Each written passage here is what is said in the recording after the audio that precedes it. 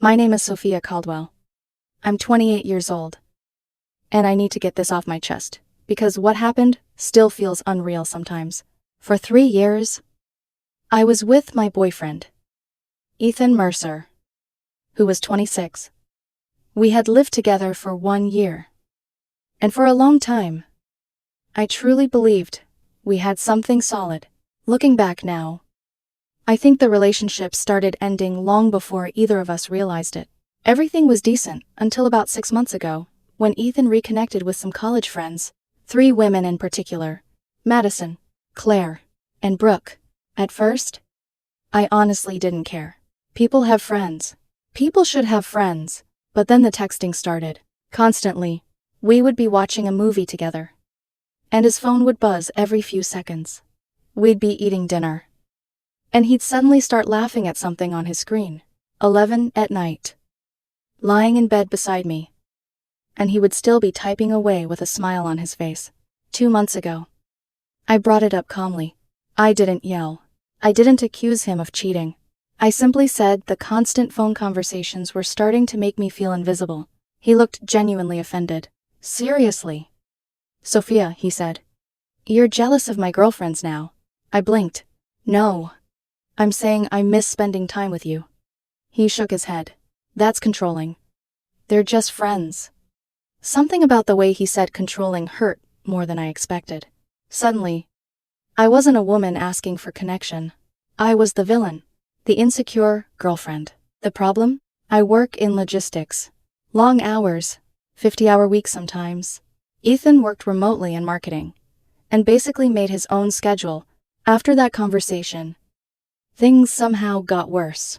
Almost like he wanted to prove a point. Wednesday girls' game nights. Saturday brunches. Random Tuesday hangouts.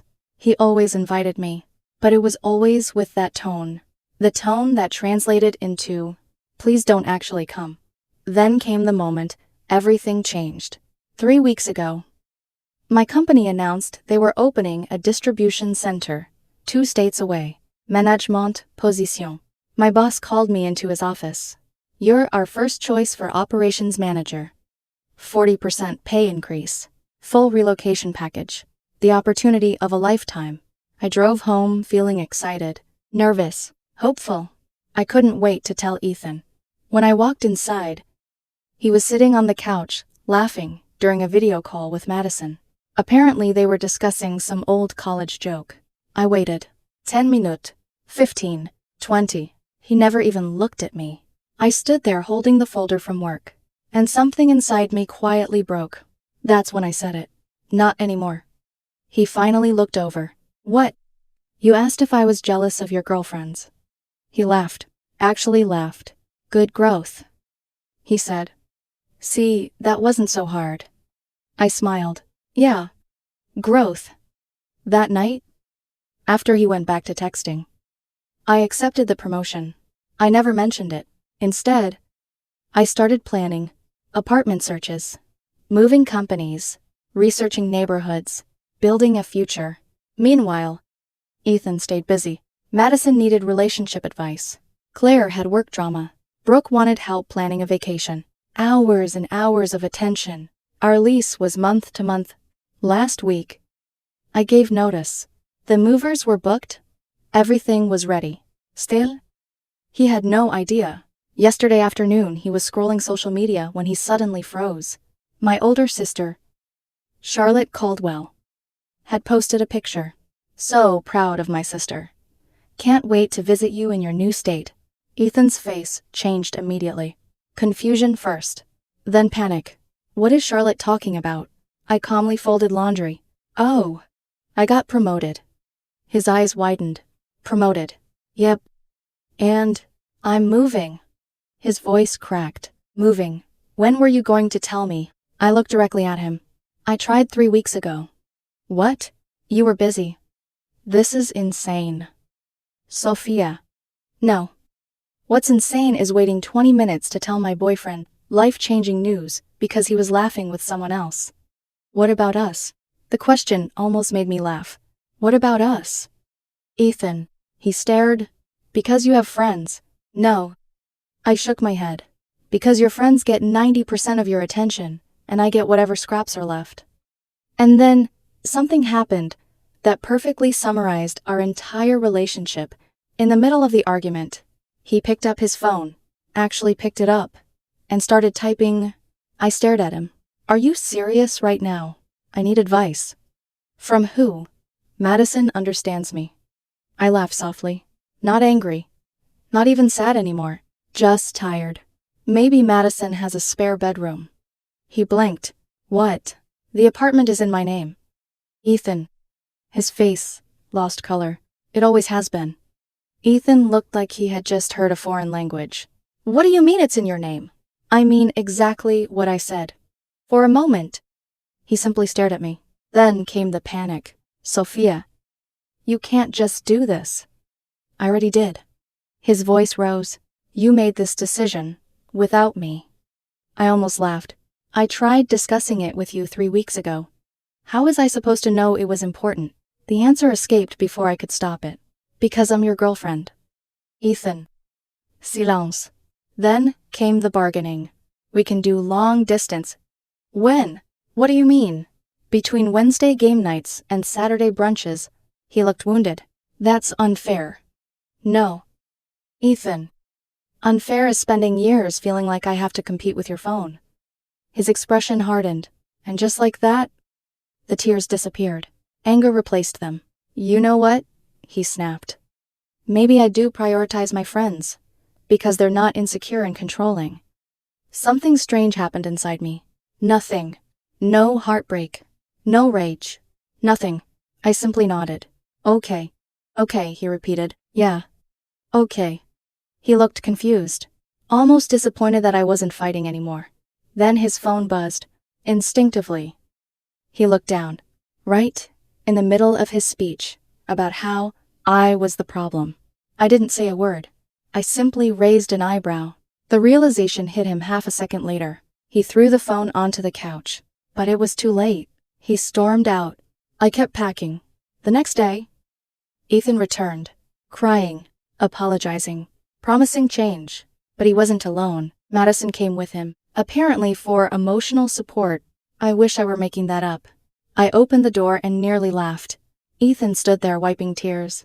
Madison stood beside him with crossed arms. We sat down in the living room.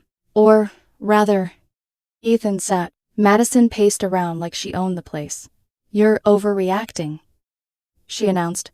I blinked. I'm sorry. He's allowed to have friends. Absolutely. Then what's the issue? The issue is that you're currently participating in a breakup conversation that has nothing to do with you. Ethan Sahil. Madison's just trying to help. No.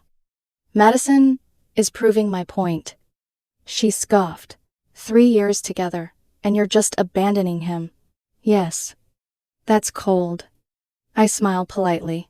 So is interrupting private conversations. Ethan looked at her.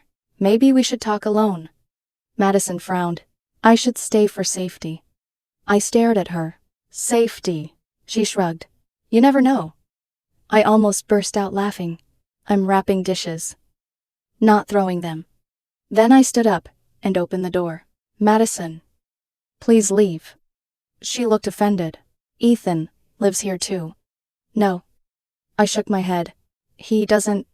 The silence that followed felt enormous. For the first time since arriving, Madison looked uncomfortable. Eventually, she huffed and walked outside. Before leaving, she said, I'll be in the car if you need me. After the door closed, Ethan broke down again.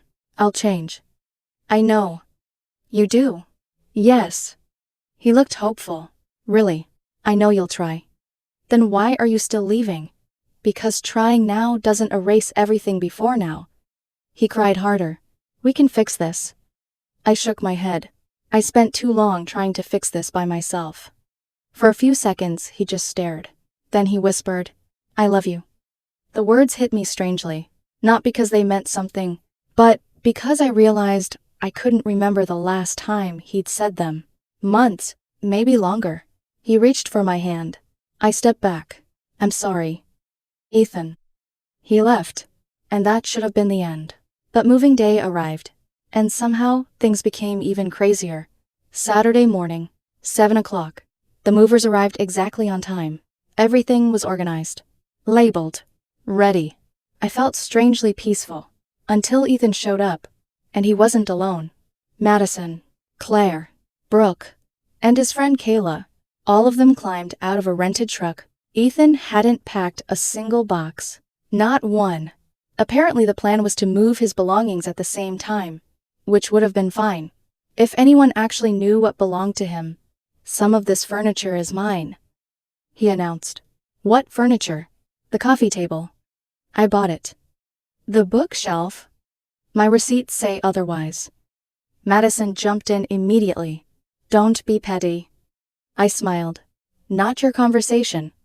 Claire pointed at the television. That should go with Ethan. My parents bought it for me before I met him. Brooke tried the couch. Relationships are about sharing. I bought that 2 years before we started dating. Then came the most ridiculous moment. They tried claiming my game console. Why? Because Ethan used my streaming accounts on it. I genuinely thought they were joking.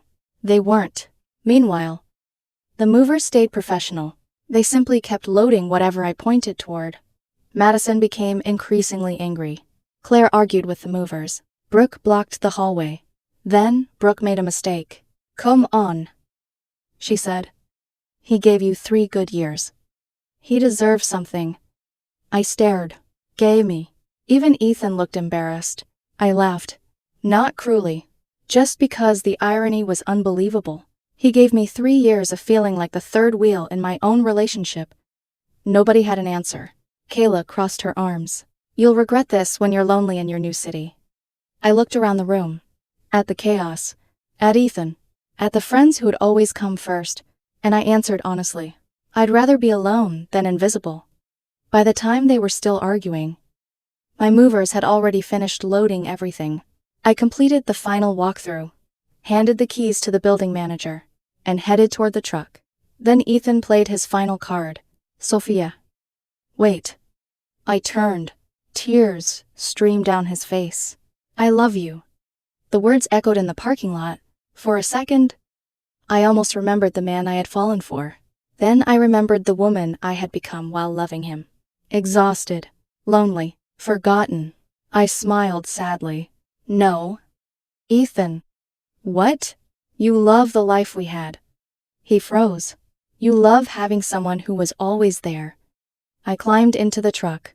As we pulled away, I saw him crying while Madison, Claire, and Brooke surrounded him. It looked almost cinematic, like the ending of someone else's story. But for me, it felt like the beginning. The 8-hour drive to my new state felt therapeutic. No notification sounds. No competing with other people for attention. No wondering whether my boyfriend would eventually look up from his phone. Just silence. Peaceful silence. My new apartment was beautiful. Corner unit. Gym downstairs. 15-minute commute to work. For the first time in years, I felt excited about my future. Monday morning. I started my new position. Managing a team. Learning new systems. Actually feeling appreciated. During my first week, my boss took everyone out to lunch. That's where I met Nathan Foster. From accounting, he had recently relocated too. We started talking about moving stress and favorite coffee shops. A few days later, we grabbed coffee. 45 minutes passed. His phone never left his pocket. I noticed, not because it was extraordinary, but because I'd forgotten that normal conversations existed. Meanwhile, Ethan was having a complete meltdown online. Mutual friends kept sending screenshots, posts about strong independent men, posts about toxic partners, posts about people who couldn't handle healthy friendships. I ignored them. Apparently, he was staying with Kayla because he couldn't afford the apartment alone. And strangely enough, none of his friends had offered permanent help.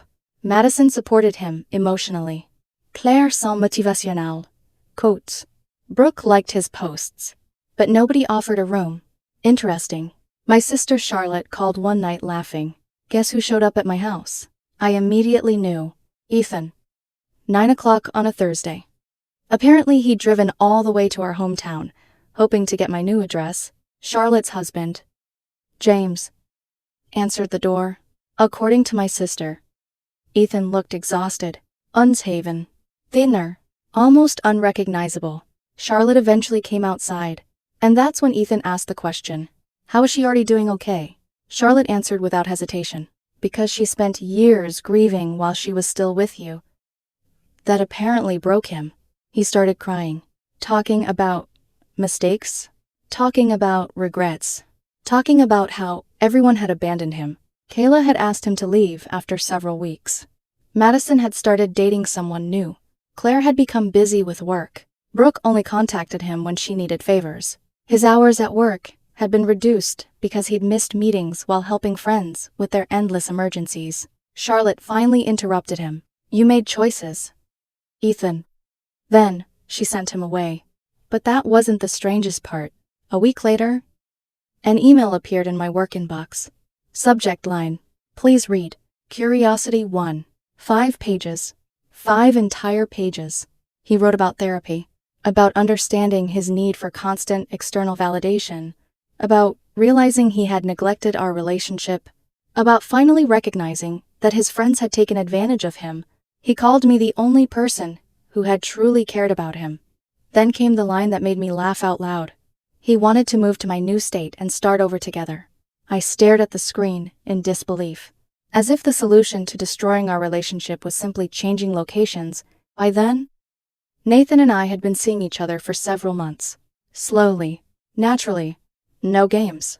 No competition. No begging for attention. I forwarded Ethan's email to Nathan. We read it together while drinking wine. Nathan laughed and nearly choked. Then I replied with 2 sentences. Please don't contact me again. I sincerely wish you the best. Then, I blocked his email. A few days later, he sent me a connection request through LinkedIn. The message said, I'm proud of you. Maybe we could catch up sometime. Catch up. As though we were former classmates. Not 2 people who had shared a life. Blocked. Again. Months passed. Life became beautiful in ways I hadn't expected. Work thrived. My team expanded to 12 employees. My apartment finally felt like home. Nathan met my parents. My mother watched us during dinner and smiled. You know what I like about him? What? He looks at you when you speak. Such a simple observation, but she was right. Nathan listened. Really listened. And I realized how low my standards had become in my previous relationship. One afternoon, an old coworker sent me another screenshot. Ethan had posted something about self-love and personal growth. A smiling selfie. A caption about healing. About becoming independent? Ironically, the background looked suspiciously like Kayla's apartment again. I didn't feel happy about his struggles. But I didn't feel guilty either. His healing was no longer my responsibility. Eventually, I stopped hearing about him altogether. And honestly, that was the best ending possible. Because indifference is quieter than anger. And far more peaceful. Last weekend, Nathan and I celebrated my promotion anniversary. During dinner, neither of us touched our phones. Not once. At one point, he reached across the table and squeezed my hand. You're smiling, he said. I know. You seem happy. I looked around the restaurant. At the life I'd built. At the man sitting in front of me. At the peace I'd once thought was impossible. And I realized something. When someone shows you where their priorities are, believe them. Not their promises. Not their excuses. Their actions. Because people don't suddenly panic when they lose the love of their life. They panic when they lose access to comfort. Those are 2 very different things. Ethan wanted me in his life when it became inconvenient to live without me. But love shouldn't begin only after consequences arrive. Love should have been present all along. Now Ethan belongs exactly where he once placed me. In the background. And that's where he'll stay. As for me, I finally learned something I wish I'd understood years earlier. You deserve someone who chooses you while they still have the chance, not after you've already chosen yourself.